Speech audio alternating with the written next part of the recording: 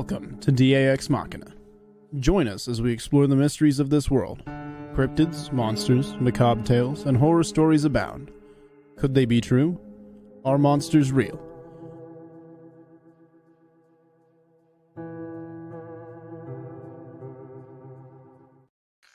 Good evening, folks, and thank you for joining us on another edition of DAX Machina. In the house tonight, we've got Robbie Rip Rains, host of What's Really Out There, Carrie Pocket Doc Davis of Dark Angel Medical, and our special guest tonight is Miss Neoma Finn from Neoma Finn Storyteller Podcast. She is a wealth of information and an old friend of the show. We're both old. We were doing this before Doc and Robbie started in, and it's always a pleasure to have her come back and hang out with us. Because we still miss you. Aw. Yeah. I miss you guys too. Well, you're always welcome to come hang out. If we're doing a topic you're interested in, just shoot me a message. We'll work you in. We can't guarantee we'll stay on topic, but we'll work you in. Yeah. Well, that hasn't changed. a problem. 5-10 minutes or so, maybe, Doc. I promise that. Some things never change, right? Yeah, that's right. If we stayed on topic, people would think we'd been replaced with aliens. This is true. My favorite quote. Topic? What topic? We don't need no stinking topic. We'll get to it eventually, maybe. Or something at least in the vicinity of the topic. And if not, we'll still have a good time. We finished recording last night, and Johnny looked me dead in the eyes, as serious as he could be. He goes, DA's going to be proud of you. And I said, what? He said, you made it a whole 30 minutes, and then you went down a rabbit hole. I said, Gonna start calling you Alice. And I didn't even have Doc there to help me. Well, rarely do we need much encouragement to go off the rails. No. Someday I'm going to be rich and famous, and I'm going to call my house the Rabbit Hole. I like it. Yeah. I like Going to be a big fancy estate, decked out like Alice in Wonderland. I'm going to call it the Rabbit Hole. I love my rabbit holes. No, it's kind of the hallmark of this channel. We always manage to find at least one to run off. I think we find plenty of them. That's for sure. Yeah, and we don't need any guidance. We tend to find them well enough on our own. I don't think I do. I don't think I do too many episodes of my channel without falling into a rabbit hole or two. I even have a little symbol that's rabbit hole, a sign that says warning rabbit hole ahead, so that it pops up and people know I'm going to tell a story that has nothing to do with what I'm talking about. Because that's where I live. Same here. Excuse me. And take the glasses off. I'll be focused on one project, and then like a cat with the laser dot, it's like, ooh, shiny. Yeah. Squirrel. Yep. Well, tonight, folks, we're going to be talking about the weird and strange animal mutilations that have been happening with increasing frequency. They're happening not only in the U.S., but across the globe. And it's not the first time they've happened. There were animal mutilations back in the 50s and the 60s, and well-documented rash of animal mutilations in the 70s. And now they're happening again. I don't know that they ever really went away, but they're starting to get a lot more notoriety. Namely, the big one in the recent couple of years was the one in Meeker, Colorado, where basically an entire herd got messed up. And there was another one where, Doc, what was it? 82 head of cattle just up and vanished. Yeah, There were no tire tracks found in the field. Nothing. The fences weren't cut. Nope. There were no tracks of any kind in the field other than cattle. 82 head gone. That's 2 tractor trailer loads of cattle. Yeah, and the one in Meeker that happened here, last year, I believe. I think it was last year. Yeah, that was the one where they had the canine tracks that weren't wolf, but they were right. Unknown canine, and they collected unknown canine saliva off some of the wounds. It was canid DNA, but it wasn't a wolf. I was thinking maybe that somebody on a planet orbiting the star Sirius was having a barbecue. Maybe I'm wrong. Could have been. Who knows? Yeah. William Nighthawk pointed out, says human mutilations are happening, not just cattle, brother. That is true. That was something we were talking about just before the show. Yeah. Was that back in the 70s when those guys were killed in South America, Neoma? I think the two kids happened in the early 80s, in 81. Of course, I wrote all of my notes down, but I have no idea what I did with my notebook. Because, there would be no. As bad as I am. But so in 79, it was. Oh no, let me think. I have to 79, 81, 88. In 79, I think it was the two young boys in South America. They saw a beam of light coming down from an unidentified object, and the beam seemed to be drawing them in. The one boy managed to break free of it and run away. The other boy was taken up inside the craft. And of course, the boy went and told the authorities or his parents or whomever. They went looking for the other boy, couldn't find him. 3 days later, when they did find his body, and I am sorry, my neighbor is a race car driver, and apparently he's getting ready for dirt track season because I can hear his. Well, I didn't hear it, so good, because I think we're okay. And but anyway, when we found his body, he was missing his tongue, he was missing his eyes, and he was missing his genitalia, and his anus had been cored out. In 81, there was a man who was found by a reservoir, and I think was that the Central America one? Do you think? I think that was the one. I want to say it was either in Panama or Nicaragua. I can't remember which one, but it was near a reservoir. And he was beyond mutilated. There were precision cuts all over his body. There were holes drilled in him through which organs had been removed. And in both him and the little boy, every ounce of blood was drained from their body, but there was no vascular collapse, and there was no, for the little boy, there was no organ failure, but the man had no organs inside of him. In fact, he was so devoid of internal organs that his cavity collapsed. It looked like he'd been, run through a toothpaste roller. Yeah, sucked dry. And what can do that? Well, the police always have their excuses, but none of them ever make sense. So, Doc, from a medical standpoint, what could do that? Big ass vacuum cleaner. No, I don't know, man. I'm seeing some correlation between those kids and what we're seeing with the animal mutilation too, with the anus being cored out, the genitals, the tongues being gone, the eyes being gone, devoid of blood, things like that. So, but my thing is, like you said, what could do that? I don't know what kind of machine could do that. I don't know of any machine in a surgical suite that could do that. I mean, if you've got, like we were talking about on the show last week, some sort of hot knife or some sort of laser, something like laser that. Scalpel. Yeah, that would do electrocautery around the wound. But you would also see evidence of that too. Yeah, if it was cauterized, the blood would still be in the body then. Right, and you would also see there's no blood there. You'd see it around the edges of the wound where that that knife is so hot that it seals off the blood vessels. You would see that cauterization right there.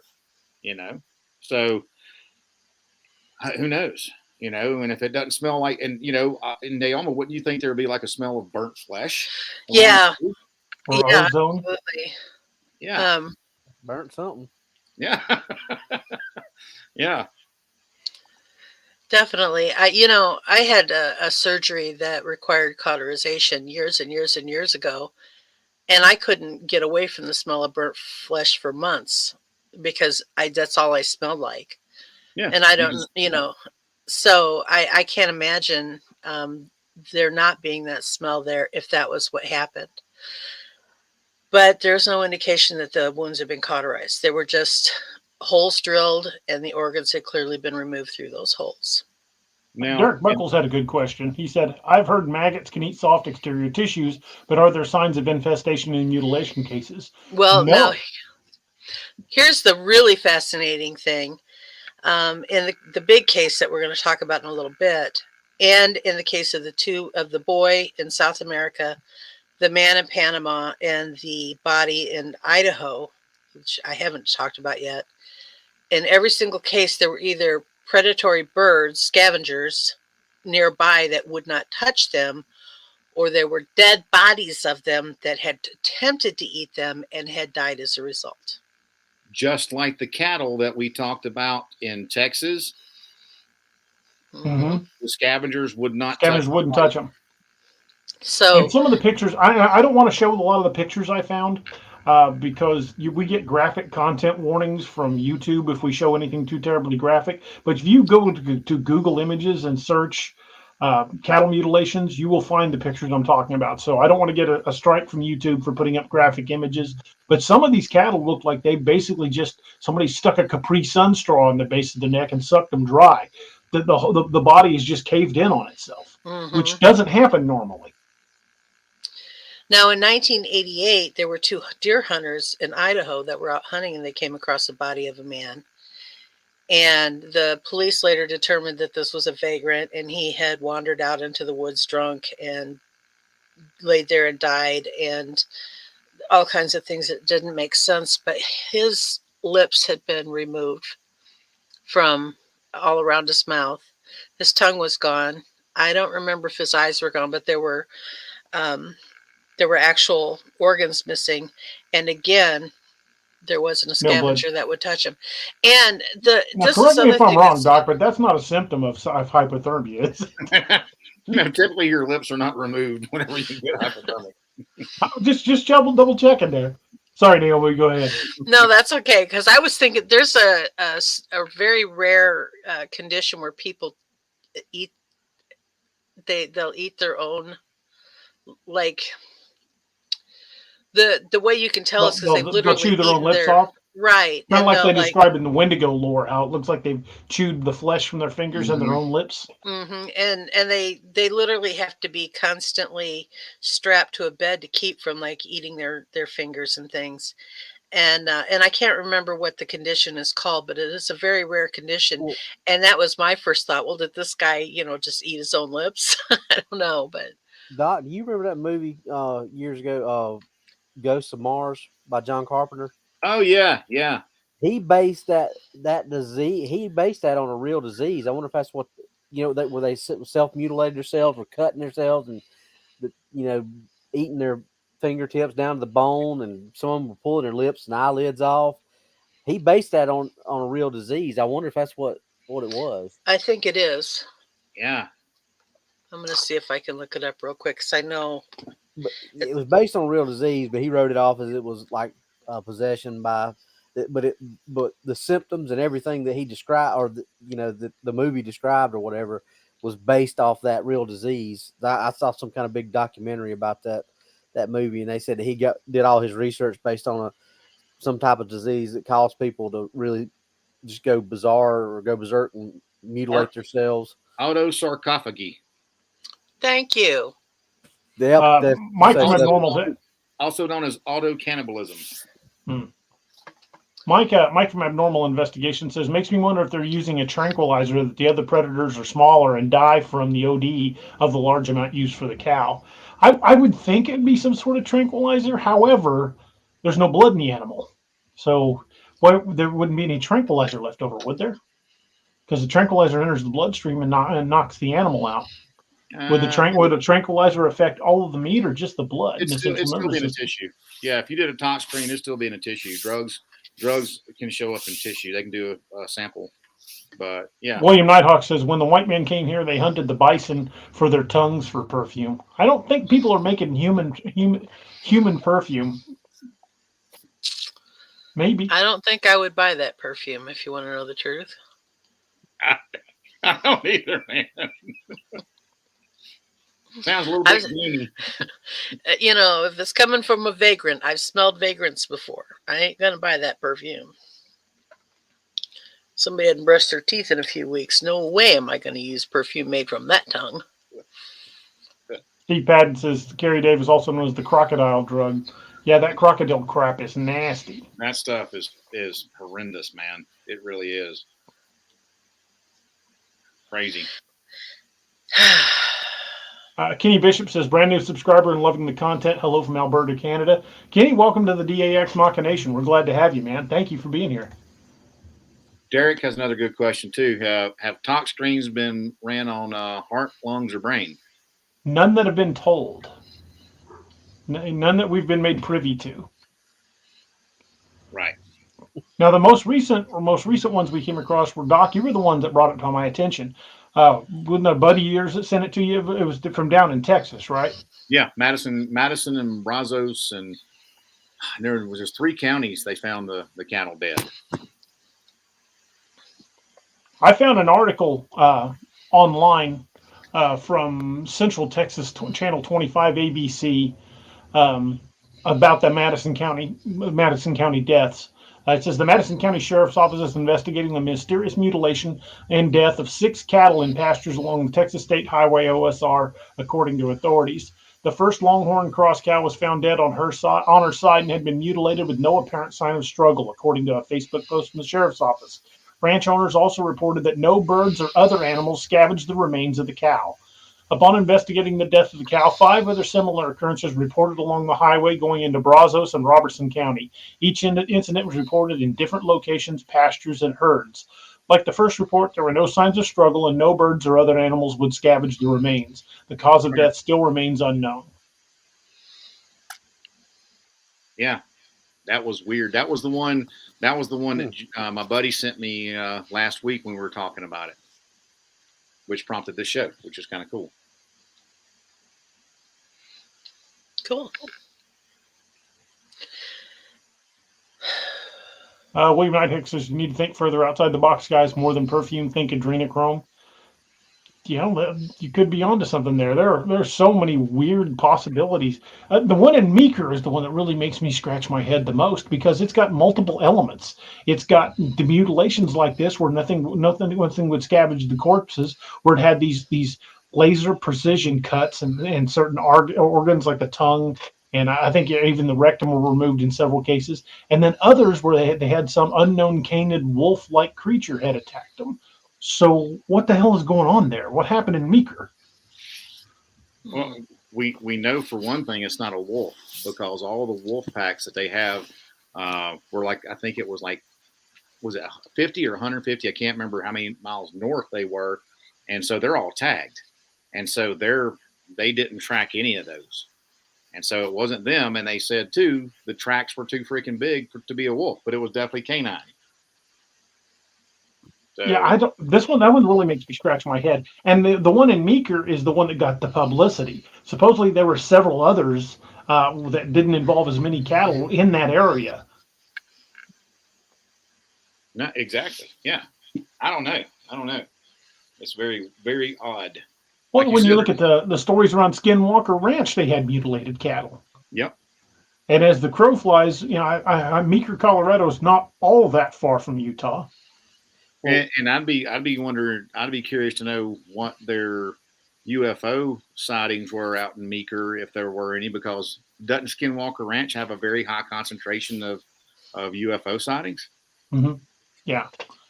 What about I tried cross-referencing the MUFON database to look for some of these similar time frames, but I couldn't really find anything that matched perfectly. I could find some from similar areas, you know, from roughly the same time frame, but unfortunately, the records that were kept of the reports weren't so spot on that I could pinpoint it to an exact event.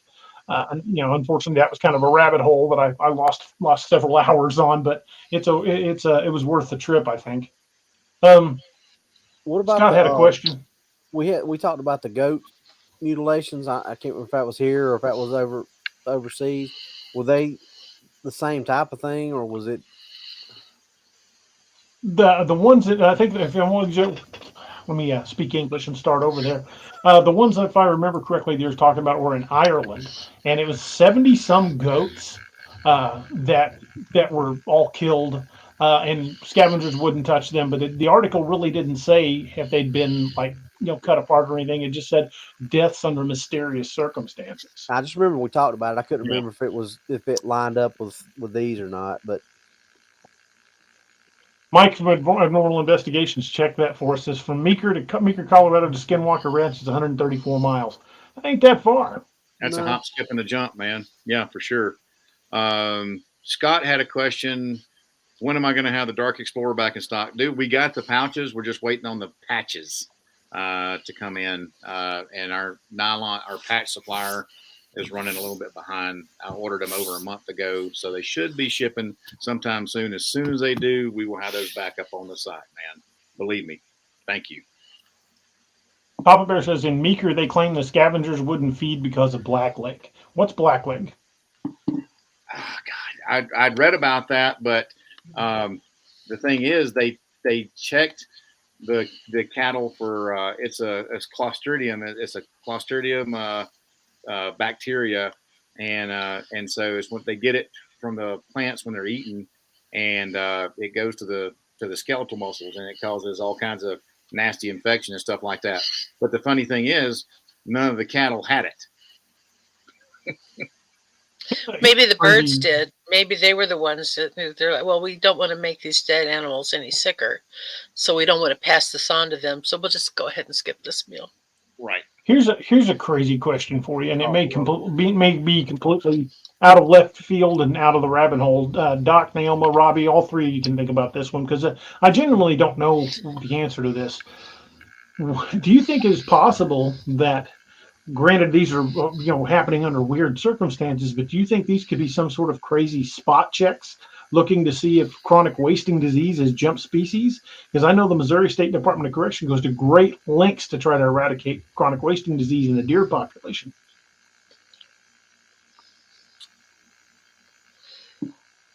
so if I'm following, Because if chronic wasting disease jumps species over to cattle, we're in a lot of trouble. are you saying that maybe they're infecting certain groups just to see how it? Or doing random tests, basically like biopsies, taking the most sensitive tissues and to do full lab workup on to see if it may be showing up in their blood. Well, granted, this is just a complete guess that on my part. How I would, what would be curious to me about that question is, how bad are the cases of the chronic wasting disease on deer in that area? Is it something that is affecting a lot of deer in that area that is causing them to think about something like that? Or, you know what I mean? Mm-hmm. Because if that's not something that's rampant in that area, because we know it doesn't affect all deer everywhere in the United States or even in the world, is in areas, or in certain areres. Is it bad? I know it appears in pretty much every species of ungulate. So if it's capable of popping up in elk and moose and all species of deer, then why wouldn't it be able to cross over to cattle? Well, I mean, look, mad cow and chronic wasting are almost identical, right? They're all prions, right? Mm-hmm. But there's also something I was just looking at here, and it said that this is from Alberta, Canada. It says there's no direct evidence that chronic wasting disease has ever been transmitted to humans like mad cow disease has. So that's the Creutzfeldt-Jacobs disease. But it does show that chronic wasting can be transmitted to monkeys closely related to humans by feeding them meat or brain tissue from the deer or elk infected with chronic wasting. So that's why they're saying, hey, if you do have it, if it's high in your area, go get the brain tested for those prions in there. So I don't know. I mean, we already have chronic wasting, or we have mad cow that cows have, but could it? I mean, could it transfer over from the deer and elk? I can't remember what the species is. Not because cows are bovine. I don't know if it can cross over. That's very interesting, though. Just something that popped into my head because I know it's something we discussed at length one night about whether or not chronic wasting disease was a factor for cryptids in their feeding cycles. Richard Cox says in Wyoming and Montana they're worried that CWD was getting into some cow herds.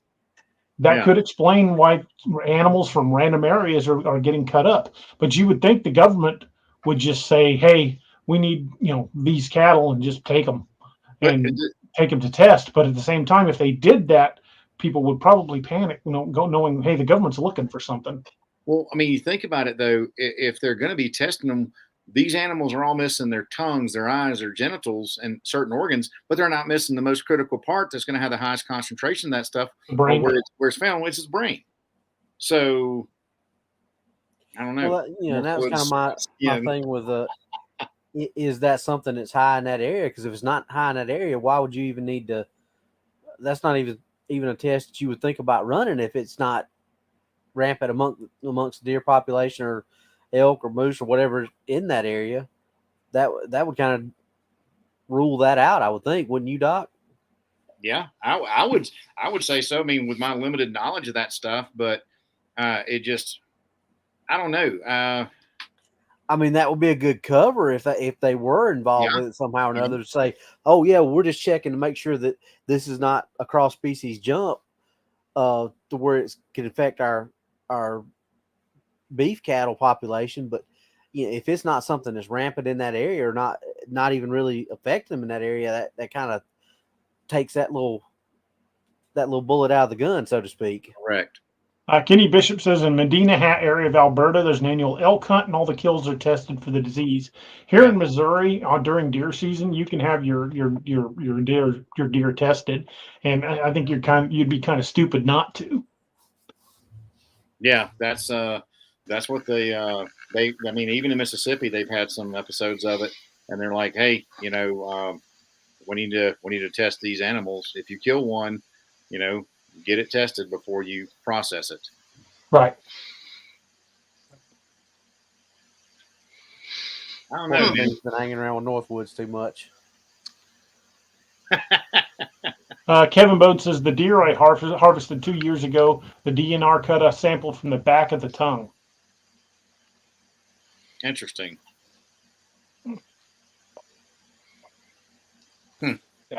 That just seems a little suspect to me. They're taking samples from the tongue. What are a lot of these animals missing? Yeah, things that make you go, Yeah. So there might be a link there. There you go. To the Homer Simpson. Yeah, I mean there could be, but again, going back to the correlation between what Neoma was talking about at the beginning of the show and these other ones, the coring out of the anus and the genitals missing and things like that, just like it was on those kids. Mm-hmm. Well, Derek Buckles asks is what element or toxins is that are collecting tongue, eyes, and genitalia? One I know for certain that I've read articles about before is radioactivity. Deposits of radioactivity seem to concentrate in those spots. Yep. But I don't know as far as what other diseases might. But I find it odd that they tested that deer by sampling its tongue for chronic wasting.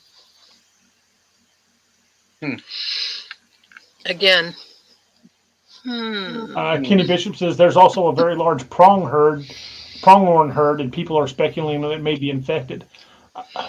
That would be the first time I'd heard of because pronghorn are more closely related to sheep. I haven't heard of chronic wasting making it over to sheep. I knew it affected deer species, but I didn't know it would affect sheep. Doc? Well, I mean, are sheep technically ungulants too? They're ungulants. I thought they were. Yeah. Yeah. Sheep, deer, antelope, elk. Thank you, Ken. This is according to the NIH website. CWD can be found in the salivary glands. Yeah, I just saw that too.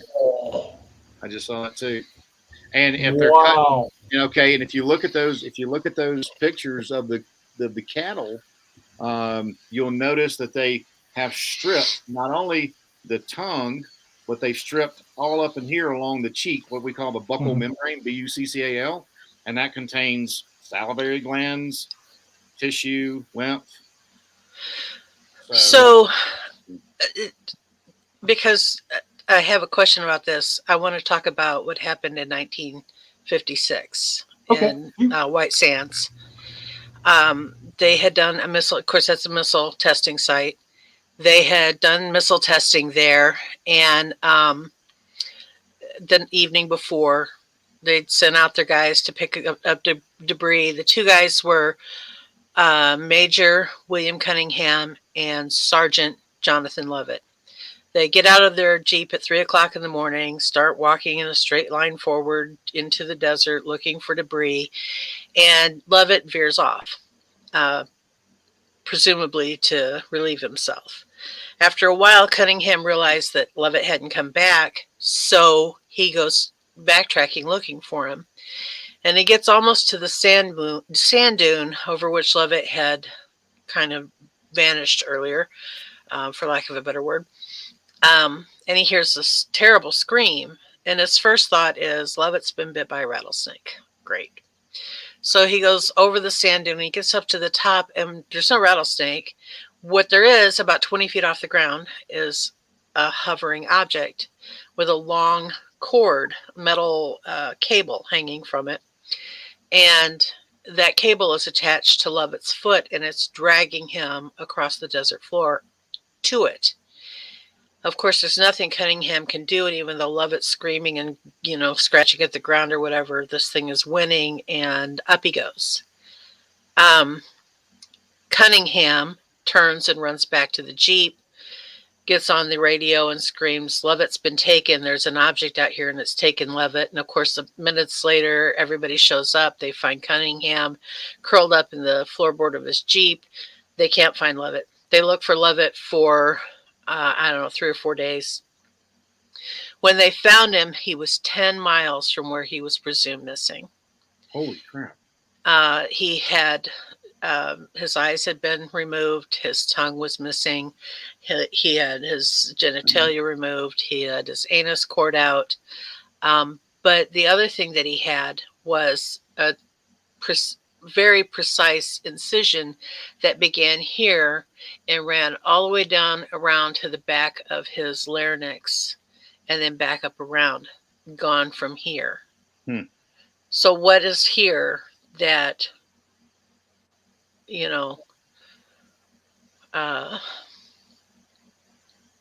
that they would have taken from there? But he was another case of, even though it was March, and I actually looked up the daily temperatures for that year in that area, and they were in the highs between the mid 70s and low 80s.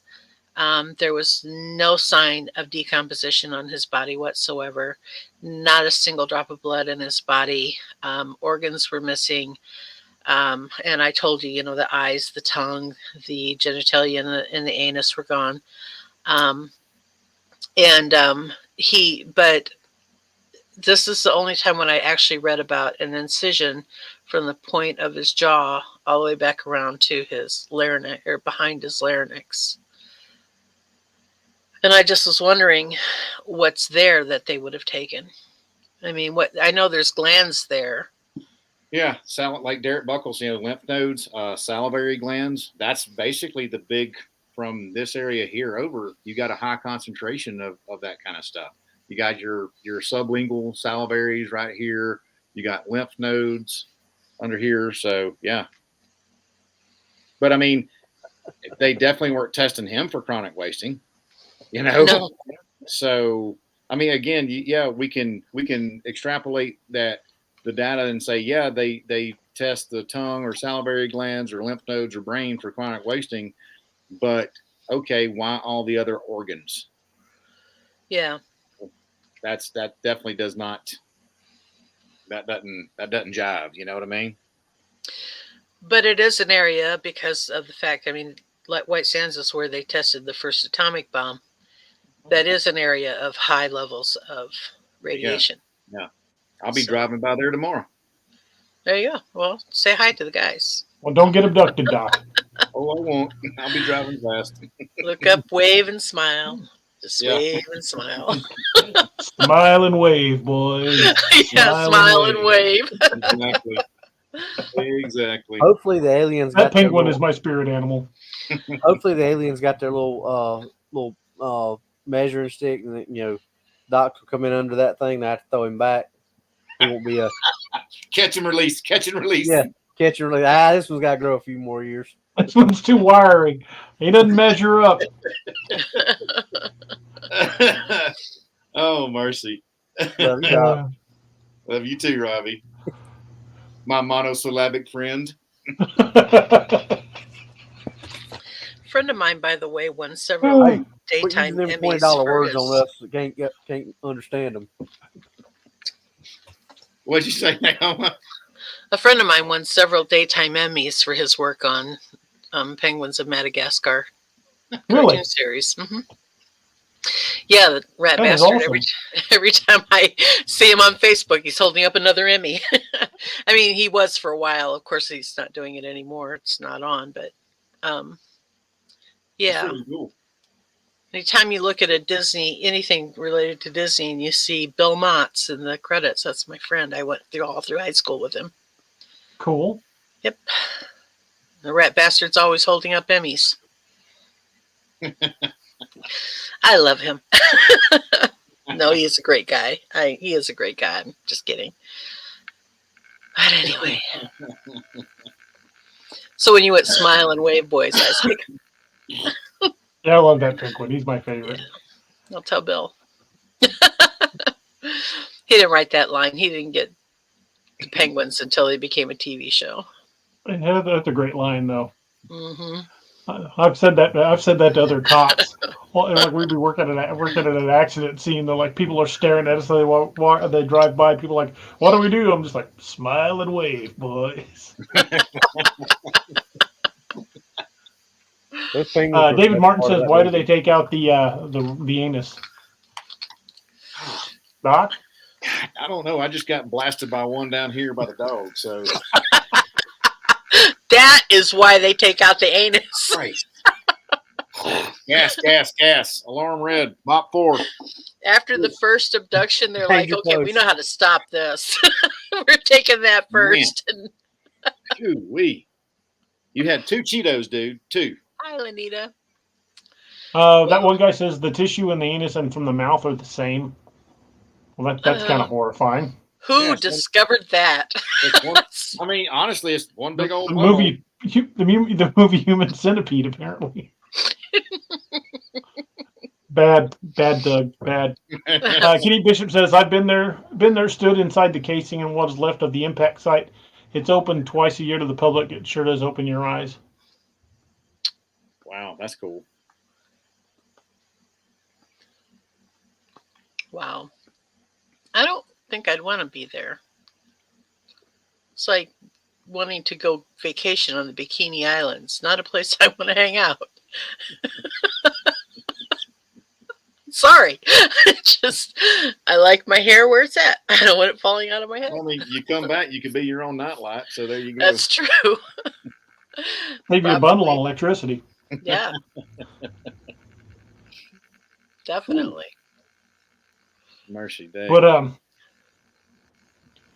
I'm still perplexed about the one in Meeker. That one's the one that still just puzzles me, because you've got all of the classic symptoms of a cattle mutilation, but then you've got whatever that wolf-like creature is. That's the one that still just I can't get past that one. Yeah, it's quite bizarre, and like you were saying, the DNA they sampled from the wounds was a canid. That's what they labeled it as, a canid saliva, but not dog and not wolf. Right. So what was it? It was canid. And that's all they ever said. That's all they ever said. And they said Kind of like with that attack of that Amazon driver here in Missouri. They said that they said that the body was tore up beyond anything the sheriff or the coroner had ever seen. Yet they've never released the autopsies on the 2 dogs, or the necropsies, not autopsies. Yeah. Funny, ain't it? Weird. Not funny, ha ha. It's bizarre that they also keep these cases open, so you can't do the Freedom of Information Act to get the full record. Yep, can't fool you. It's just Derek Buckles says, has it only ever been prey animals that were mutilated? I know there's some cases where it was people. Well, but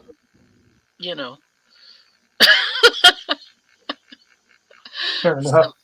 some people are cattle, some people are predators, some people are sheep. True. That one guy says we also had mutilations in Southeast Ohio a few months back as well. Where was that? Where was that, man? The one in Ohio? In Southeast Ohio. That's curious. I didn't hear about that one. Ooh, werewolf. Werewolf's got a good question. Did they take females? Well, no, because when they go to cut off the genitalia, it's not there. This one's broke. Throw it back. Well, the one case in Colorado, they did take 80 some odd head of cattle, just gone. You broke Neoma, Robbie.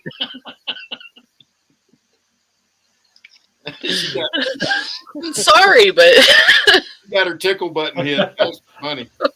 Yeah, Richard Cox is right. I can't see a grizzly holding still for the anus thing.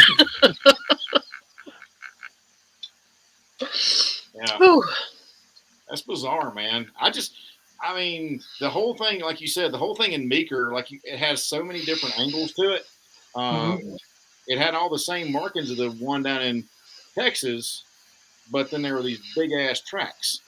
Yeah. And the one in Texas had no tracks. Nothing. K-Talk says, Neoma, that poor guy in the desert, how did you hear about that yet? What year? We've heard of other things being taken away by the foot from above. So I originally discovered that story a little over a year ago when I did my own video on cattle mutilation, Lonesome Cattle Call. I was looking at some of the earlier cases in the United States. One of the earliest actually was a horse, not cattle. And I stumbled across a friend of mine pirated a report to me, and those two names were on it. And I thought that I was looking up information that they had on the horse, and it turned out that Cunningham was actually faced a tribunal. As a result, the Army wanted to charge him with murder. And Levitt's case is still open, unsolved. And so I stumbled across them purely by accident, but it happened in March of 1956, I believe, was the year that it took place. So that's wild. Ken Brock from Brockblade says, I wonder if they even go through the expense of toxicology on livestock. None of the articles say, so I'm going to guess they probably didn't.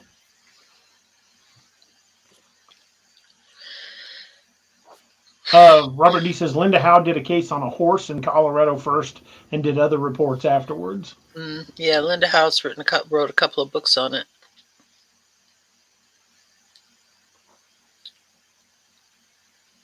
K-Talk says, I wonder if he was charged with murder. He wasn't. The Army wanted to, but the problem, to begin with, Cunningham was a very well-respected officer. He was in the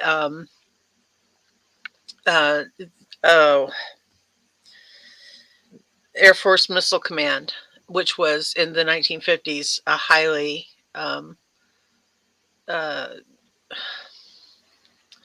highly classified. Thank you. That's the word, classified unit. And so he had already passed a lot of tests and classifications just to even be a part of that unit. And it was determined that, in particular, the incision I talked about, starting at the tip of the jaw and going back to behind the larynx, and the removal of the eyes, and all of the things were done with medical precision, of which there's nothing in Cunningham's history to indicate he had those skills. And then ultimately, because they were like, no, they were. I think it's safe to say that they were right in the fact that Cunningham never, somebody who would do something like that to somebody would repeat, and they would eventually get caught. And there was never any indication that anything like that ever happened around him again. So no, he was not charged with murder, and I think it's safe to say that he did not murder him. But that was the initial, the initial argument, not the Army. I keep saying Army, and it was Air Force. The initial thought from the people on the ground investigating was that he had killed the body, taken it and mutilated it to make it look like an abduction, drove it out, dumped it, and then went to the spot where he was at and called it in. But that just didn't, at the time that they, I mean, you know, these are military guys. They were sent out at a specific time. They had a specific time range to do what they were doing. It was meticulous work and it was boring work, but it was still work that was being tracked. And therefore, the time frame to do what they were saying he could have done, it didn't match up. There was no way he could have done that in that time frame. And so, you know, mutilate the body, drive it 10 miles away, dump it, put on whatever it needed to have put on it to keep any predators from snacking on it. Nothing matched up. So he was, and then he left the military shortly after that. He was like, I'm done. I don't want to be in the military anymore. So I don't blame him. Yeah, I was about to say, I really can't blame him. Yeah, this was an officer who gave up his career as a result. So Wow. I don't blame him either, but it was definitely super traumatic for him. Sure. Well, and not only the timeline didn't match up, but the surgical precision that, you know, they had with the wounds. Yeah, he had no history of having that kind of skill. Right. That would have shown up somewhere in his history. And the precision involved, just, it's not the kind of thing where you could go, oh, look at me. Hey, I made a lucky cut there, you know. Right. He had to have some sort of anatomy skill. I would venture to say the precision is otherworldly. Mike from Abnormal Investigation says the moon phase on the Meeker, Colorado incident was a waxing gibbous. Falls right in with the low light attacks that said they seemed to like. That's something that Mike started looking into, and it's now I'm going to be documenting it on incidents that I take as well. The phase of the moon does seem to show a proclivity for dogman and other cryptids as well to favor nights when the light is the lowest. You know, a gibbous moon, a waxing moon. For low light attacks, because, you know, during a full moon our eyesight's pretty good, but when the moon is mostly gone, you know, we're unless you've got low light equipment, you're at a severe disadvantage in that kind of dark. For sure. That's weird, man. Spy in the Sky 777 says my grandpa was a funeral director, and I've seen how to remove blood and mess up the organs to put fluid in to preserve the body. Well, yeah, but the thing is there wasn't any fluid put in to replace it. The body was just completely drained. Yeah, that's the thing that causes the big confusion, is the fact that it's not that the blood was drained, it's that nothing was put back in there, and the veins weren't, there was no vascular collapse. Yeah. Ken says something. He said, I've used moon phases for planning hunts for years. Makes sense. Yep. Yeah. Because the animals are going to move under different light, you know? Interesting. Yeah. Definitely. Well, I mean, think about how many things the lunar cycle of the moon affects on this planet. I mean, absolutely. Everything, just about, is affected one way or the other. Little Patty says a vampire alien. There you go. Well, think about, DA, how many times working the road did you dread a full moon? Oh God, every single time, right? Same with people that work in hospitals. Working nights of the full moon are dreaded. I tried to make sure I was not there because it was knucking futs, son. That's all I gotta say. 10 affirmative. Yeah, if you worked the overnight shift on a full moon, it was gonna be crazy. Man, you're all like, Sonny B, what the hell is going on up in here? Y'all done lost a damn mind. Well, I mean, it's why they called them lunatics, right? Mm-hmm. Yep. Absolutely. You know, Neoma means new moon, right? I didn't know that. Yeah. That's why my channel has a moon, a full moon. Actually, all of the things on that channel have. I lost you guys somewhere. There you are. I was looking at something on another. Anyway, all of a rabbit hole that has nothing to do with this. The moon is this. Neoma means new moon, but you can't very well draw a new moon, so I go with full moon. The ibis is the representative of the god Jehuti in Egyptian culture, which is the god of the moon, wisdom, knowledge, and storytelling. And Finn means bright. That's very freaking cool, man. Yeah.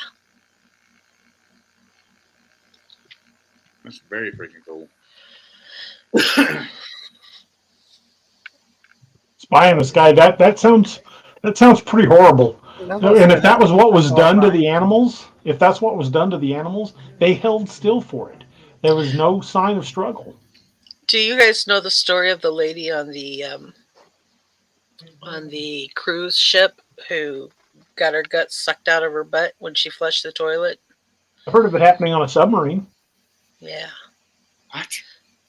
She had sat down on the toilet, and she was a rather, shapely lady. So she had created a suction. And you know how the toilets work on situations like that. And when she hit that button, it sucked everything right out of her rectum. Sonny B. Good Lord. They heard her screaming, and they came in and they found her, and they managed to save her and put it all back in. That's the part that freaks me out. Oh, my Lord. Youch. Yeah. She survived it. Woo. Mm-hmm. That was one of those stories when I was like, nuh-uh. And so I looked it up, and it's like, uh-huh. And I was like, nuh-uh. And I was like, well, it says uh-huh. But yeah, that's exactly what happened. Wrecked them. Damn near killed them. Yep. Good night, man. That's crazy. Yeah. So, ladies, when you sit down on a cruise ship, spread those legs. Yeah. Leave a pocket of air in there somewhere. Equalize the pressure. Kenny Bishop says that's also happened to kids in pools sitting on drains. I have heard that. Mm-hmm. You heard that too, Robbie? Yep. Yeah, I have heard that one. Good night.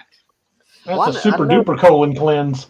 I know the Mythbusters did an episode on the one about the airplane toilet doing that, and they busted that because they said it wasn't enough. They didn't have enough suction on it to get you stuck on the bowl. But these are the people who also said that Carlos Hathcock didn't make his famous shot either, but they used modern day scopes that have more glass in them than the scopes that Hathcock would have been shooting into too, and they never did try to redo it exactly the way he did it. So they can say it didn't happen all they want, but I believe Hathcock. Oh yeah, 100%. They shot that one down. So thank you. He'll be here all week, folks. I made an amazing series of shots once that nobody believes because my husband threw away the beer can. My then husband, not the good one that I'm married to now. But I fired 5 rounds into a Budweiser can into the the little blue seal that's on the front of it. Used to be on the front of a Budweiser can. 5 rounds, 1 hole in the front, 5 exit holes out the back. Nice. The 22. And I tell that story and people are like, yeah, right. But I used to be able to tell it, and then I'd show them the beer can and they'd be like, whoa. But my ex-husband threw it away because he was tired of me bragging. I may have been a little bit, proud of that fact. Beer can sat in my china hutch for years. Right next to the good china. And Grandma's gravy bowl. It's hilarious. Barry Beezer. Can we go back to Bigfoot and Dogman? Y'all are terrifying me. Aw. So, what besides the ones that just happened in Texas, the one happened in Meeker, the ones Neoma was talking about, what are some other ones? Y'all said some that happened overseas too? Mm-hmm. There were several in Central America and South America. The ones in Ireland, there were some in England, and I've even heard of some being reported in Norway. I've heard of some in Australia, but I don't have enough information. I was hoping maybe Toombs would jump in. Yeah, I say we got some Aussies in here tonight. Got Toombs and Aussie. My ex knows how good my aim is. He doesn't even get within range. Definitely, Papa Bear says some in North Dakota and Idaho. I definitely know about the one in Idaho because that one, the police did everything they could to shoot that one down. Oh, there we go with puns again. But they said it was a vagrant that had wandered out into the woods drunk and fallen asleep and froze to death. Yeah, like I said, last I checked, the missing lips and butt and tongue, not symptoms of freezing to death. No, usually right at the end you feel nice, warm, and cozy. Yeah. So, yeah. Yeah, I don't know. I have not heard about camel mutilations. Well, Christy Crawford has a great point. Says, do you think the Dyatlov Pass victims would be in this category as well? At least one of them was found missing her tongue and most of her lips. Didn't one found? Was it one found with eyes missing, or maybe it was just the tongue? I think so. Yeah. There was one missing in their eyes, one missing their tongue, and tongue and lips. So another weird connection. I'm beginning to think these aliens aren't very smart. They keep taking away body parts. So I don't know if they just take the whole thing. They wouldn't have to reassemble up there. Just saying. I mean, I'm just curious. Why those parts? Yeah. Yeah. Or Bigfoot just got some pieces for jerky. Look at their eyes. I mean, clearly they want better eyes because they're just big black blobby eyes. So they probably were looking for, prettier eyes. Maybe they're practicing plastic surgery up there. Who knows? Could be. Oh, okay. There go Toombs. Toombs just jumped in, Neoma. As recent as this year in central Queensland, we had farmers lose 20 cattle to mutilations. Yep. I knew there had Richard been. Cox says camel mutilations in Afghanistan are normal. Well, but to aliens or... Sorry. Shut up, Doc.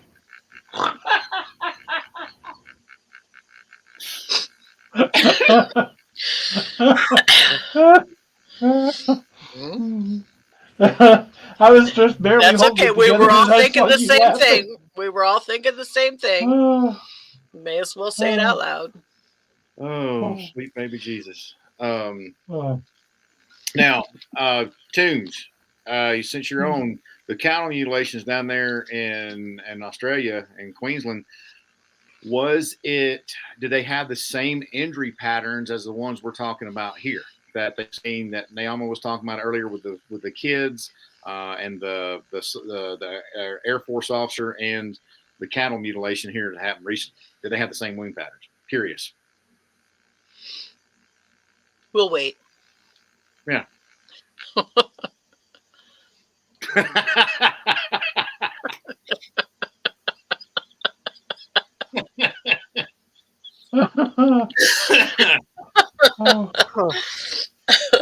Tape is a cure-all. So wrong. The chat's the ones derailing tonight, not us. Yeah, exactly. All right. So Toombs said yes. He said yes. They had the same wounding patterns. Interesting. Oh, wait. It is interesting, though. I mean, if they had the same one, okay. So someone explained these incidents recently as extraterrestrial doing this. They're just showboating for us humans, like showing off. Maybe, but to me, I can't help but think that there's something more sinister afoot. I mean, maybe they're saying, "Go ahead, f with us, because this is what we will do to you." I had to slow down. I almost brought out the Young Frankenstein when you said that. Which Young Frankenstein? My favorite. No matter what. Not mine feet. Well, actually, that would have been that wasn't Young Frankenstein. That was Robin Hood Men in Tights, where she said that. You're thinking Abby Normal. Abby Normal. No, I mean, if they had the same pattern, I mean, yeah, I mean, is it them showing off, or is, like you said, DA, is it something a little more sinister? I mean, if they're collecting this tissue, same tissue or a type of tissue from multiple species, then there's got to be something. Yeah, something to it, man. I don't know. Yeah, what are they testing for? What are they searching for? Yeah, like Ken Brock said, are they just making potted meat or what? I don't know. I mean, they got the lips and buttholes, so there you go. And the peckers. Making deviled ham. Yeah. Hot dogs. Armor hot dogs. Or bologna, which is just hot dog pancakes. That's right. I don't know. It's very interesting, man. Yeah, he said, okay. He expounded on that. He said, damn it, where'd it go? He said, I think they are saying to the governments of this planet, deal is over, and we can take what we want, basically. I don't know. Is it a show of force? I don't know. Maybe. But but honestly, yeah, cutting somebody's butthole out is pretty scary, but there's other ways, to make a show of force too, like vaporizing them into subatomic particles. Hey, Jess. Hey, Jess. All right. I got to take the old man out again. I'll be right back. Okay. All right. So, again, this takes me back to Meeker. We've got all the classic signs of animal mutilations, but the unknown canid predation. What is up with that one incident? Why did it have both? Is there some credence to the theory that Dogman might be some sort of alien creature that is released? Was it the government letting that thing feed while they were checking their experiments? What is it? Why are there both? Possibly, and just stay with me on this one. I could be totally off, but maybe the Dogman was in the middle of a hunt, and he got, they interrupted the Dogman hunt and did this, and then they were like, well, his feet are all over the ground, so that makes it look like he did it. We'll just sneak away quietly, not realizing that Dogman doesn't do that too. You know what I'm saying? I mean, maybe they literally interrupted a Dogman hunt. Maybe. And that's where the footprints came from. And, like maybe they thought, well, he's already killed this one. We'll go ahead and take it. Take the, eyeball stuff. I don't know. If they were trying to cover their tracks, they're not doing a very good job of it. Well, certainly they, I don't know. I'm just throwing out ideas. I don't know. I agree. I certainly appreciate the ideas. I can't wrap my brain around what could be causing this. Yeah. There's so many weird variables to this.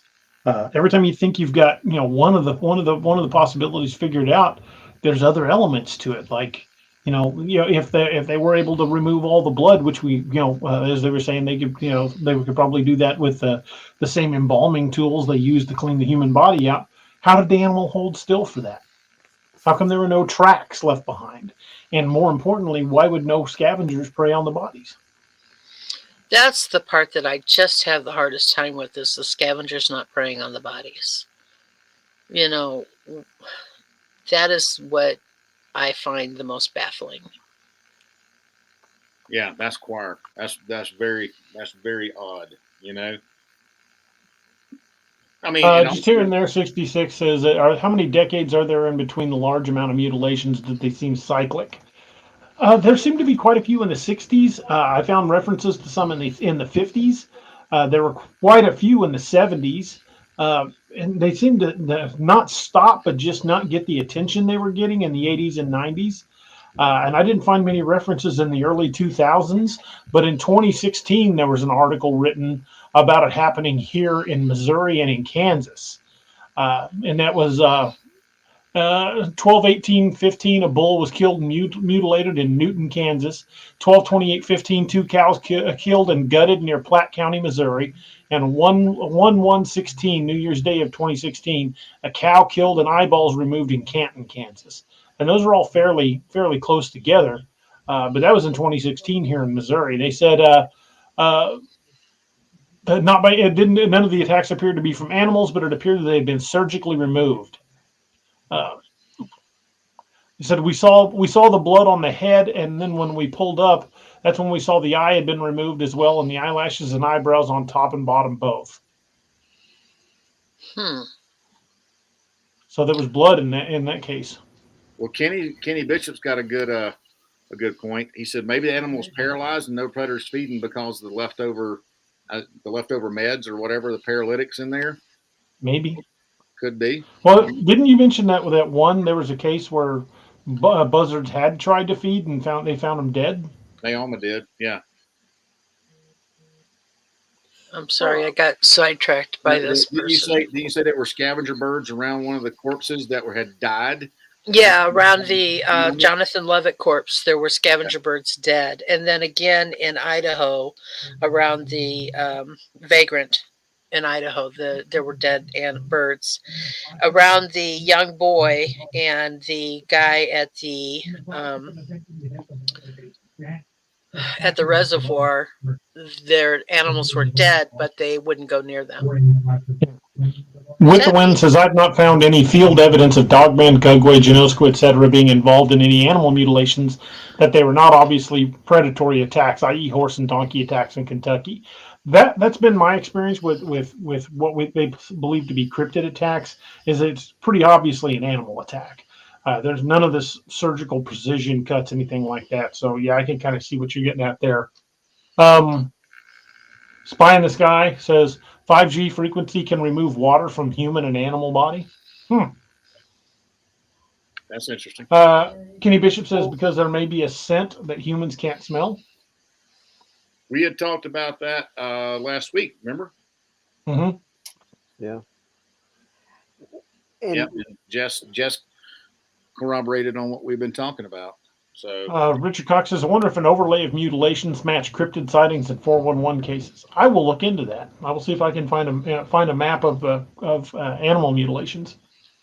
And I know this is a scale difference, but circling back around to things standing still and just sitting there while things are happening, there's something when a vampire bat feeds on an animal, there's some kind of enzyme in their saliva that enters the bloodstream and causes the animal. It's an anticoagulant, and the animal doesn't feel it. But it also keeps them from really feeling it. It's almost like a natural anesthesia. So maybe whatever's going on, that there's some kind of, so that's what's being used, because you sit there and, well, why would these things stand there? Well, why would an animal sit there? Because how many cows and pigs get fed on by vampire bat? And they just sit, there and take, you would think. So, John Cunningham says, I believe it's aliens for sure. Some cattle are found with broken legs and other bones crushed, like they were dropped from at least 200 feet. And Wyatt Estes says, about 2 months ago here in northern Arkansas, there was a family who had 5 doe goats, some of which were pregnant, got killed. They were in the 100-pound range. Arkansas Game and Fish was sent out. I'd like to know more about that. That's interesting. I wonder if they took the fetuses, the feti. Maybe. Feti. That's what I was going to say. Is it feti? I don't know. It's not cactuses, it's cacti. Yeah. So it must be the feti. Would it be feti? I don't know. I'd have to go to my books on editing to find that one. Hey, dude, lay down. You're making me nervous. Go lay down over there. Go, put your blast area that way. Sorry. I'm in the danger zone. Thanks, Ken. It's that South Mississippi education coming out. Alrighty. That's some $20 Sixth words. grade, huh? Heck yeah. $20 words. Yeah. What is that word? It's my favorite word, and I can't even remember it now.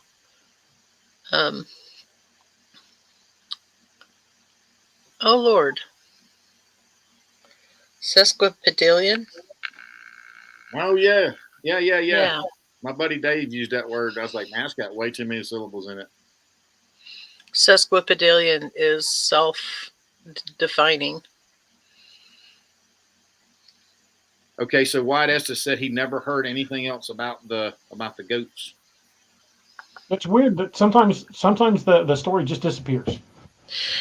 Actually, the fun thing just happened to me yesterday. I was researching about the Vagrant in Idaho, and I had found the story. I read the story. I got up to go make supper, and when I came back, at 10:30 last night, I was still trying to find I couldn't even find it in my history, in my search history.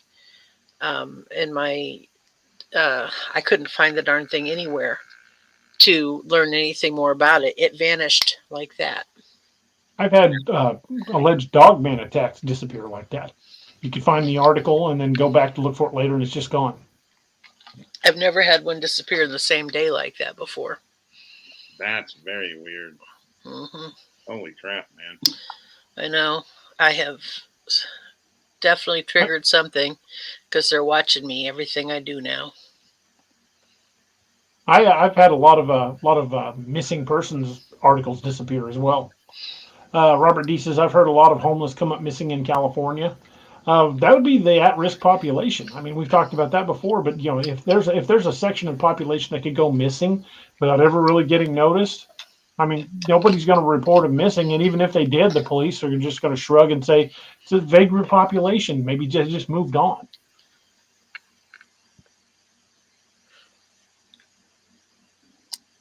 Yeah, because D says, could some of these mutilations be devil worship?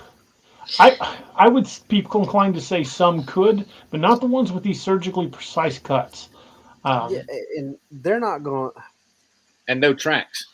Most of these satanic cults that do stuff like that, it's gonna be a small ritual where you're gonna have like a cat or a goat, one or two animals tops, not an entire 82 head of cattle. That's not typical of any kind of satanic cult that I've ever. And that was one of the things that I really got into in law enforcement, was studying gangs and occults and things like that. And I've never heard of any satanic cult going after that sheer amount of animals to sacrifice at one time. There was a satanic cult that was associated with the mutilations that started with the horse in Colorado back in the 60s, I guess it was. Whenever that was, it may have been much earlier because I'm old and my brain doesn't function like it used to. But and they actually first they said that they were being accused of it, and then they came forward and they're like, yeah, it was us. But ultimately, I believe it was disproved that they had anything to do with it. So, just saying. Yeah. Yep. And Brock's in the same area that I am, and I've never heard of anything on that large a scale. No. For an occult thing, anyway. Yeah, just like Ken said, all of his cult sacrifices that his department investigated were sloppy and small scale. Yep. Yeah. You put all of your efforts into worshiping something, you don't put a whole lot of effort into medical, I don't think. So, Right. Yeah, exactly. you know, I don't remember anywhere where any religion required medical precision for sacrifice. So I could be wrong. I could totally be wrong. I just don't remember that. Yeah. So there's that. And, so anyway, Hey, we're an hour 15 and we're still on topic. Holy hey, crap.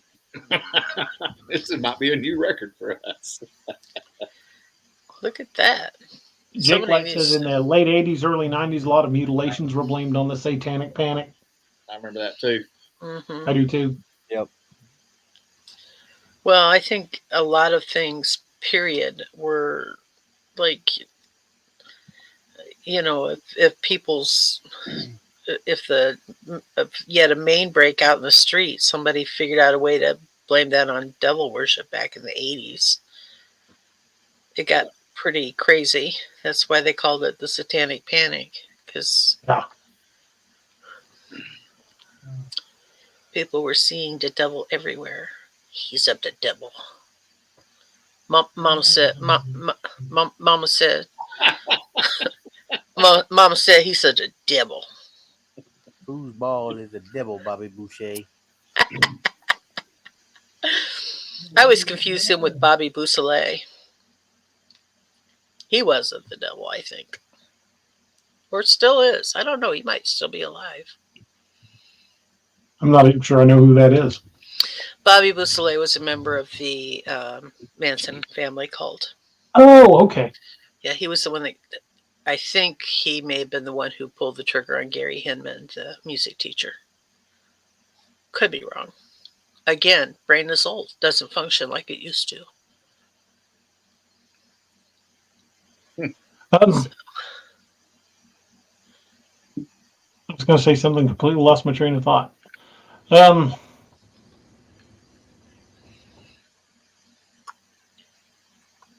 Speaking of Well, Charles look at Manson, me. I'm Katharine Hepburn. My head does that. That was another one that that sparked off. And granted, he didn't really play against that stereotype at all. He played into it, but that was another one with the Helter Skelter and all that stuff. That really played into that satanic panic, as Neoma said. Which I don't doubt that Manson was into some stuff, but I don't think he was as big into it as he wanted everybody to believe he was. I think he just rode that wave of fame. You can say what you want about Charlie Manson. He is a hell of a musician. He's a POS as far as I'm concerned, but he might have been. I agree. But he did have a song recorded by the Beach Boys, so. True. What do you guys think about the possibility of that big explosion down in Texas? Billy Mitchum just brought that up. I'd almost forgotten about it. It was like 18,000 head of cattle killed in that fire. Mm-hmm. Oh, that's what we were talking about the other day, where they said it could have been methane or it could have been. Mm-hmm. So, yeah, okay. Well, as far as I knew, those barns have to be pretty well ventilated. I wouldn't think methane would be able to pool up in there. I think that there was they said that there was the vent fan or something had failed, and there was a woman, I think, trying, not that I'm blaming women for doing this, but I believe that there was a woman trying to work on it, and they think that she sparked something. And of course, methane, Yeah. is an excitable gas. Yeah. Very combustible. Yeah. But I could be totally wrong. Yeah, I seriously was just kidding about Charles Manson. I don't think he was a great guy. I just was pointing out that he did have a song recorded by, don't be mad at me, please, chat.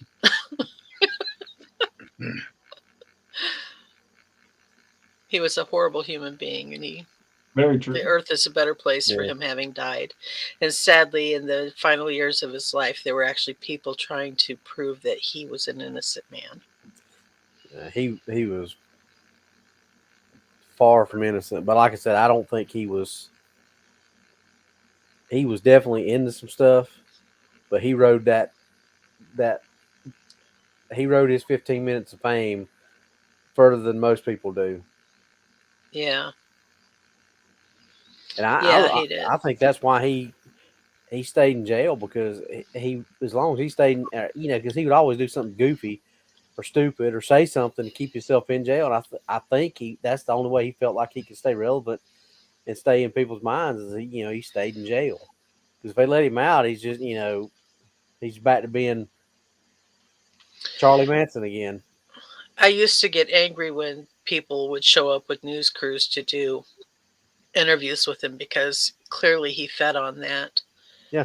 And now he's dead. I don't care to talk about him in public, but I just hated that he fed on that so much. And I'm not trying to glorify any serial killers at all. And personally, I don't consider Charles Manson a serial killer. He didn't even have the cojones to kill. He No, made he other sat back people and do it for orchestrated him. it. So that makes him even worse to me. But you've got him, and then you've got another serial killer who was executed in Florida, whose name will remain unspoken for the benefit of somebody here in the chat, who actually helped to find, I believe it was the Green River Killer. So, I mean, some of them recognize themselves for what they were, and others recognize themselves as some kind of deity. And that's what Charlie Manson saw himself as. He saw himself as some kind of a deity, and that made him a very nasty human being to me. Yeah, he was wanting that fortune and glory and fame for what he did, and that goes along kind of with what we're talking about. Some of these things, or some of these things have actually happened, but how many of these things are people that see one of these things happen and say, I'm gonna cash in on that, and I'm gonna right. Yeah. And he had the personality to want to be the center of attention. He wanted to be a pop star. And the sad thing about it is, if he had a clear mind, he actually had the talent that he could have become a pop star, but instead he wanted, he went down a different road, and it's a sad road that he went down because it cost people's lives, and people who were going down the right road, that it you can argue that Gary Hinman was he was into drugs, but he was a musician, he was a teacher. Sharon Tate was incredibly untalented but beautiful, and an expectant mother. The LaBiancas were, they were upstanding family business owners. I can't remember the name of the attorney that they killed. These were all decent human beings, and they are not on the earth because of him, but he was allowed to stay until he died of natural causes. And I find that offensive. I think he should have been taken out to the desert and given the Gary Hinman treatment. Yes. There's a TV show called Person of Interest. You guys remember that? Mm-hmm. One of my favorite episodes is Simmons, who was with HR, had killed the lady cop. I can't remember her name. Carter. And John Reese went looking for him, and he was injured, and the episode begins with him in a hospital bed, and you see his heartbeat, and the episode ends with Simmons in the hospital bed, and Elias is sitting there, and Simmons opens his eyes and he says, "It's just me, officer. And he gives this really great monologue. And one of the things he says is one of the things about society is that we treat our criminals better than they treated their victims, but we're not part of society. We're something older. And I thought, wow, that's me. I was all about letting Simmons die the way he did. So yeah, sadly. Yeah, that's a rabbit hole that I didn't mean to go down. You're fine. That's okay. Abnormal, thanks for being here. Oh, I get it. Abnormal's here. Never mind. Abnormal thanks. Yeah. What's an abnormal thanks? That's the way I was reading it, and I was like, I don't know what you mean by that, Megs. I mean, there's just thanks. It can be normal or abnormal, I guess, but I'm not seeing how. Abby normal. Abby normal. Yeah. Abby normal.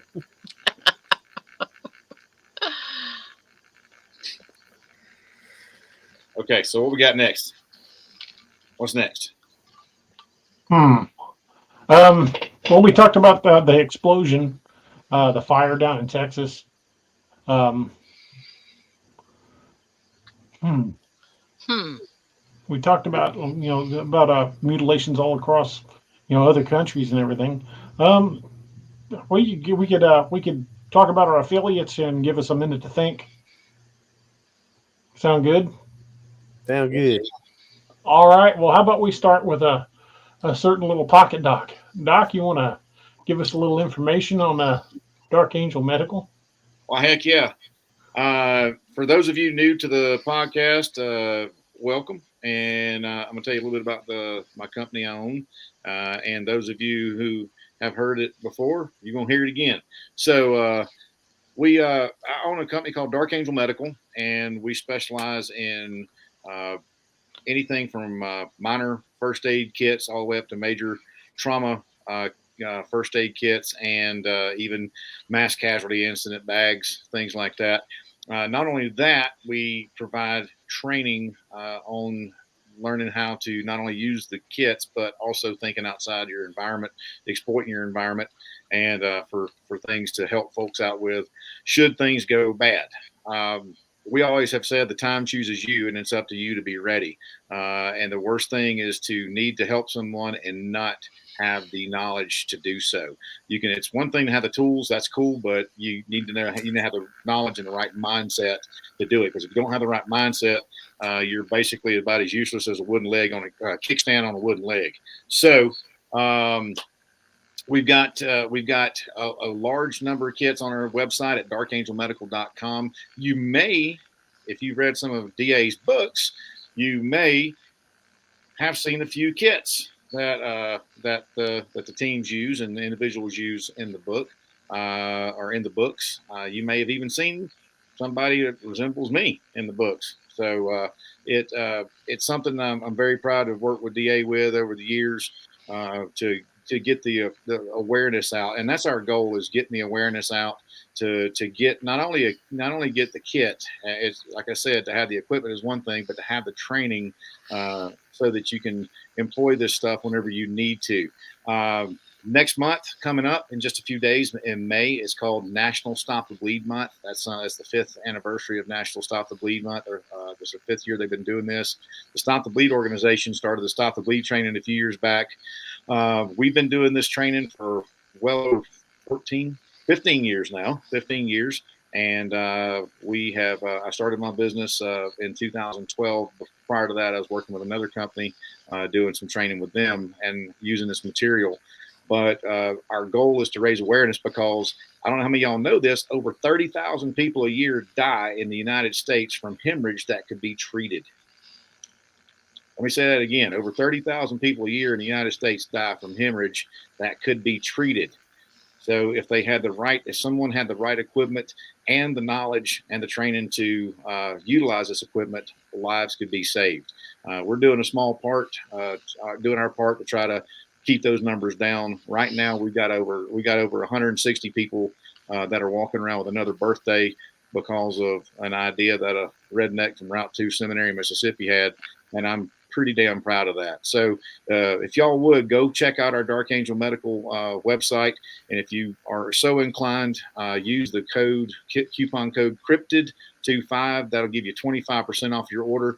And if you have an HSA or FSA account, all of our products are eligible for HSA and FSA accounts as well. So if you got dollars left on that card, you need to spend it on something worthwhile. Because I guarantee you will never regret having a kit whenever you need it, but you'll damn sure regret not having a kit if you do need it. And if you do use one of our products, we will replace to save someone's life. Gotta be safe. If you use one of our products to save someone's life, whatever you use, we will replace 100% absolutely free of charge. That's called our Kit for Life Guarantee. And if you want to come to one of our training sessions, we have in-person training sessions all over the United States. So just check out our training tab on the calendar.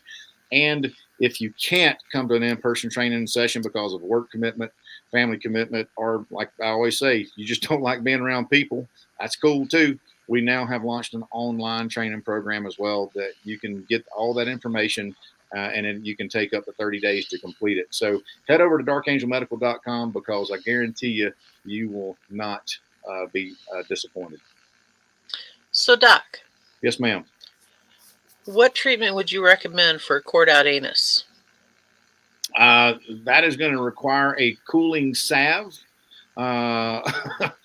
possibly of some spruce bark resin and some honey. Maybe mixed in with a little apple cider vinegar for effect. Ooh, that's going to burn. That's going to sting a mite. We'll give you a little tingle. So, what about a big cork? What about what? A big cork. A big cork. Big cork. Like a Homer bucket size cork. Applied with a cork. Exactly. Well, Robbie, you want to tell us a little bit about Scallywag? Sure. Like Doc said, we value our veteran-owned companies, like as Dark Angel is a veteran-owned company by Doc. Scallywag Tactical is also a veteran-owned company. Craig Burhart, and makes some of the best knives. Nice little graphic on the screen. This is the Orca. DA's got the Dew Claw out. Doc's probably going to whip his Benny Jack out. Calm down, folks. It's a knife. That's the Benny Jack. Y'all are horrible. Just I got my claws. Top of the line, top quality knives. They stay sharp. They come out of the box sharp. The knives are really high quality. That's the Sailor Assisted folder that DA's got right there. I mean, they open up. It's almost like a switchblade. They open so easy. There's also a thing called the blemish blade section, which it's a, I don't want to call it a crapshoot, but it depends on what happened to what box in the shipping facility. We assume as to what's going to be on there, but you can look out sometimes and get some really good deals on there. I got one of the Sailor Assisted folders and one of the Jolly Rogers, which are two $45 knives, and with the blemish blade sale, and by putting in code DA Roberts 10, and there comes the big boy. There comes the S word. Dun-dun. I'll take S words for 500, DA. Dun-dun, dun-dun, dun-dun, dun-dun, dun-dun. That would be the bounty, and as you can see, that's pretty much a sword. And there's the gunner's mate that Doc's about to pull out. And I'm telling you, Doc, how will those knives cut you? Long, deep, and continuous. 3 ways. And So, Robbie. Oh, I'm Yes. sorry. Go ahead. Keep No, going. Go ahead. I was wondering if you could use your knife to demonstrate how to core out an anus. I knew that was coming. I think DA's got the better equipment to core out an That's anus. what the breaching axe is for, right, DA? Yeah, that's the Yeah. breaching anus right there. Yeah, we'll use this part right here. So I'm gonna defer to DA to do the anus coring demonstration. Yeah, I'm going to take a big old pass on that one. Jake Light says that mini jack looks almost full size in Doc's hand. To Doc, it's just the jack. Yeah, exactly. But like I said, head on over, look through the blemish blade section, get yourselves a knife, put in code DA Roberts 10 Hands are at actually pretty the big. checkout, and it'll give you 10% off. And that does stack with the blemish blade sale too. Great company, great. You'll get you some stickers in the package too. Love getting a little swag. They got, yep. I got a bajillion of these things. Yeah, me too. Who doesn't love getting a little extra swag in their Doc puts a little extra swag in most of his packages too. Scallywag, scally swag. Hell yeah. That's it. That's it. So I want to get one of their Sporky Sporks, the little tactical sport that tactical keychain. They've actually got a section just for their swag that they got shirts and hoodies and hats and like DA saying little patches, the challenge coins, the little multi tool sport spoon knife thing or whatever it is. Just like a little multi tool. Go check them out. Ken Brock's killing me. Anus coring, a new term that strikes fear in everyone. I know right where it strikes too. Lord, that is really cool. I like that bottle. They've got whiskey glasses too, but they're never in stock when I want to order some. And Robbie, I mean Craig Burhart, owner of Scallywag, he's a veteran, like Robbie was saying, and Craig is a stand-up great dude. Yep, definitely very good dude. And their blemish blades, like he was saying, you can get some great knives at a great price, and they're solid, very solid. Yeah, and don't let the term blemish blade scare you. Exactly. 9 times out of 10, it's the box. The box got messed up, and they can't sell it as new.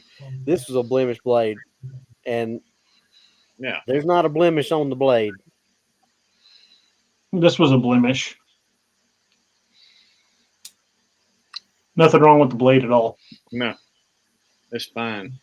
It was the box that had a boo-boo. So the only blemish blade I've got that I think there's actually a blemish on the blade is my Aculus, and it's got a little tiny scratch on the blade. I don't know if you can see it, but there's a little scratch right up by the. I see it. Yeah, that's it. That was all wrong with the knife.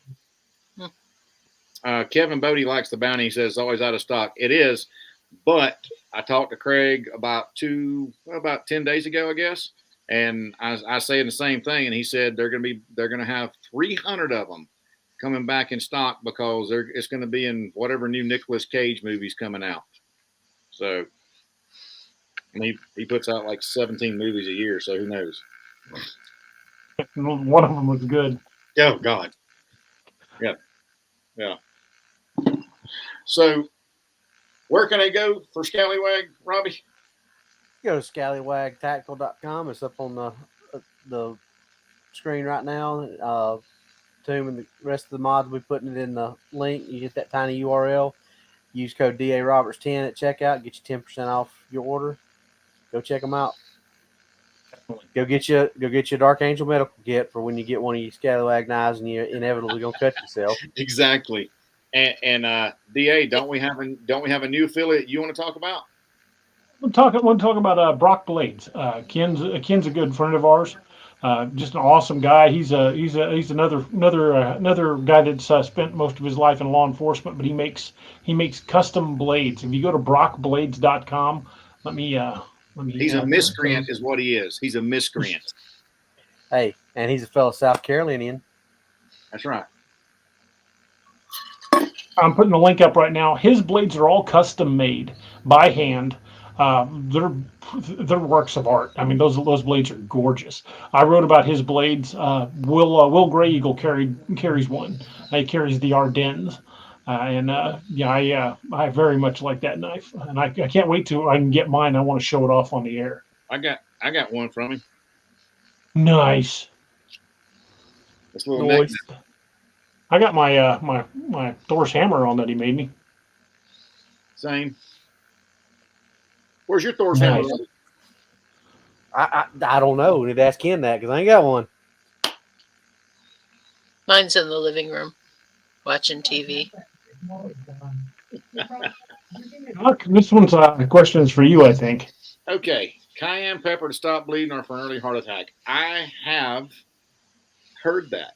I've heard anecdotal evidence of it. I've never seen any scientific data on that, so I can't speak from an educated standpoint on that. But I have heard that, and I've had some naturopaths in some of my medical classes that swear by it and say that it does work. So I definitely have heard about it for the heart attack stuff prior to hearing it about hemostasis or stopping blood. So I will actually look into that, Estelle. So and check that out and see what I can find if there is any new scientific data out there on that. So yeah, not the first time I've heard that. So interesting. There's an article that was just sent to me. Ohio sheriff says non-human creature slaughters horse found dead in creek.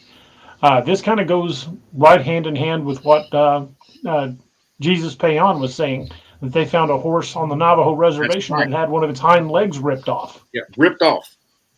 Yeah, ripped off. And it hadn't been dead very long. The farmer stated today that he found his barn torn apart and was missing a horse. He stated there was blood in the barn and the back door was busted open. He found the horse in the creek in the back of the property dead. A deputy wrote in a report. He has cameras and stated he checked it already and no one had been there since he was there yesterday. Upon further inspection, we were able to determine that a human did not do this to this horse. The horse, after being attacked, somehow ended up in a nearby creek where it died.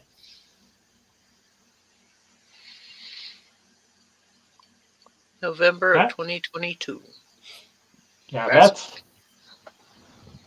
that goes right with what Jesus Payan was saying. My brother Keith just attested to that fact, Robbie, about the scallywag knives. He said, ask your big brother Carly about cutting yourself with a scallywag tactical knife.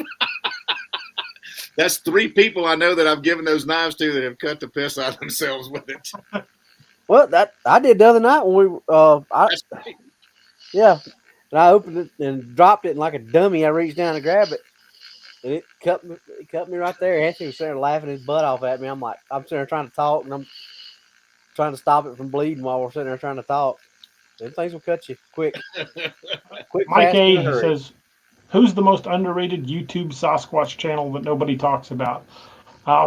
Dude, I don't know which one I'd direct you to. I know several really good channels that don't seem to have a whole lot of following, but are still putting out a lot of good content. There's a ton of channels out there, man. You just got to find the ones you like. I personally prefer the ones that don't have a lot of the really out there stories. I'm a physical evidence guy. 20 years in law enforcement. I tend to lean toward everything has a logical physical explanation.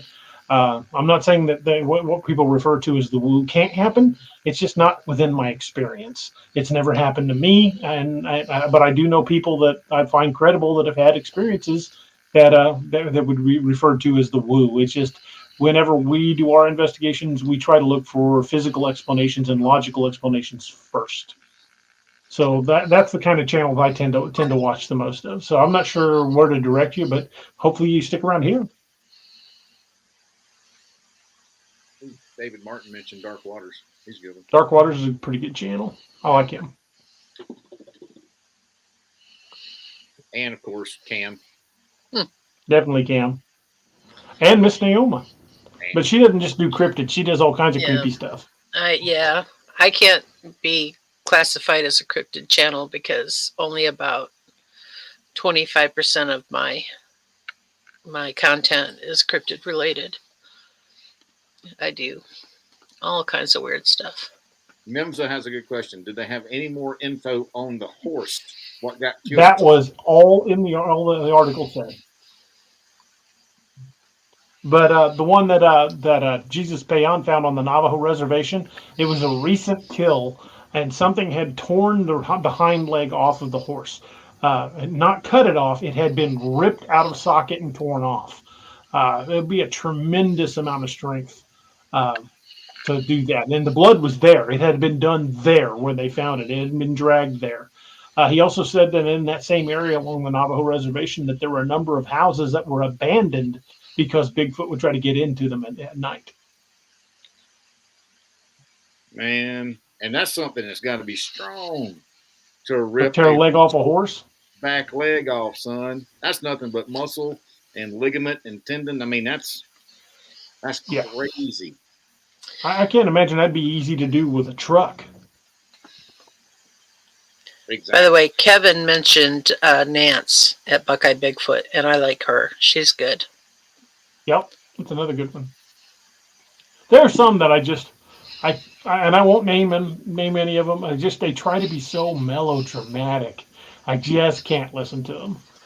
But I'm not going to say anything bad about any of the channels. That's just not my way. But I'm sure you've probably all heard videos by them where they really, really pull out the stops to try to be melodramatic, and I just can't listen to those. They drive me crazy.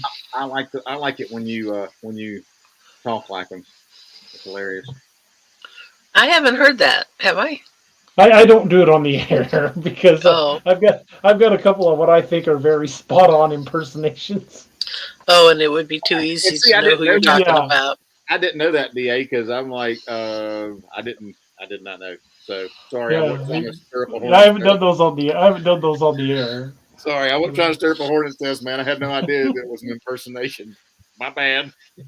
I probably already know the channels you're talking about, so you probably if you hang around after we log off tonight, I'll do them, and I'm sure you'll figure out who they are pretty fast. There are a few of them out there that make me crazy. Yeah. Pyromedic says you can drag a dead horse around by the back leg and it won't come off. Jesus was saying it looked like it had been torn off there. The blood was there. It looked like it had been killed there. Kind of have to twist it off, don't you? To tear it. I mean, Ken, you're absolutely right. His leg. Ken says there's other cryptid channels? No, absolutely not. No. No, this is the only place. You have to come right here to this spot here. Only Absolutely. Here. That one guy says black bears in that area, but it sounds more violent than a bear attack. Biggest predator we have in Ohio. I have never heard of a black bear tearing the rear leg off of a horse. I've heard of black bear attacking deer. I've even heard of black bear attacking people, but it's very rare. Black bears are very strong. They're a very powerful animal, but they don't generally attack something that much larger than them. And yet, there are accounts of people seeing Bigfoot walking around with the deer leg slung over their shoulder. Yep. So interesting. That is interesting. Yeah. Just wanted a quick snack. Absolutely. Just walking around for the day with a haunch, turkey leg. Well, he got in his car and it tipped over. Like Fred Flintstone. So you had to get out and carry it. Nimza says, I feel a bear would just eat and not rip it apart like a roasted chicken. I would agree. I would think a bear would probably eat mostly what it wanted right there. And I know in the cases of grizzly attacks, they'll eat what they want and then bury the rest to come back for later. I don't know if black bears do that or not, but I know grizzlies do it. I think that's common among most species of bears, I think. You know what? I'm going to retract that statement because I could be wrong, and I hate being wrong. I am female. Yes, but you're the authority. We're the one we called. Remember? Yeah, never, ever. Anyway, I'm just all caught up in this chat. I'm used to being here reading and being in the chat. And ID pay, you see. Oh, I'm so sorry. I got to quit reading this stuff out loud. I'd pay to see a bear walking around with a horse leg waiting on some gravy for its sandwich. Yep. Dip it in a little buffalo sauce,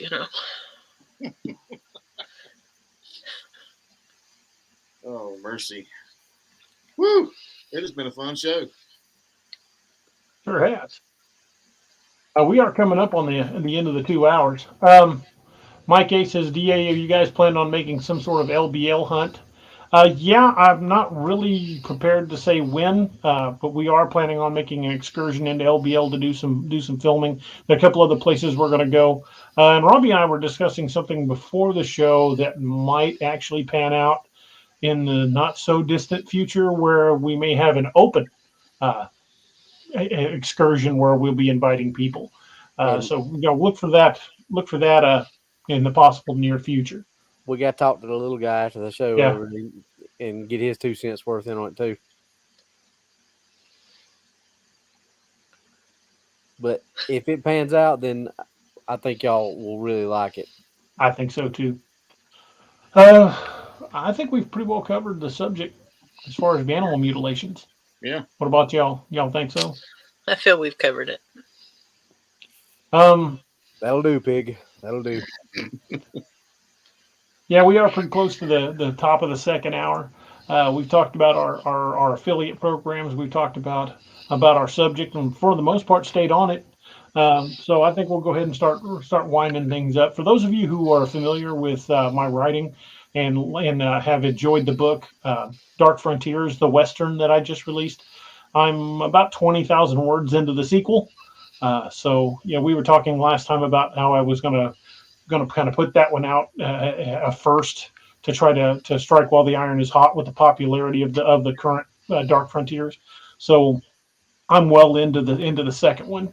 So hopefully I'll have release information on that one coming up pretty soon. Hope you guys will check that out. It is still doing well on Amazon. So if you haven't checked out any of my books, please do check them all out over at daroberts.net. I write cryptid, horror, sci-fi, fantasy, a little bit of everything in between.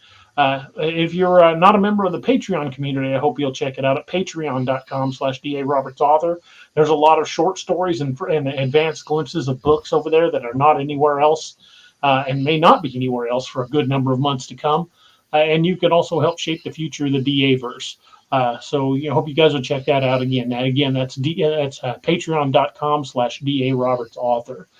So folks, thank you guys for hanging out with us. I want to say a big thanks to the mods who do an awesome job keeping everything flowing well and bringing questions to our attention when we miss one.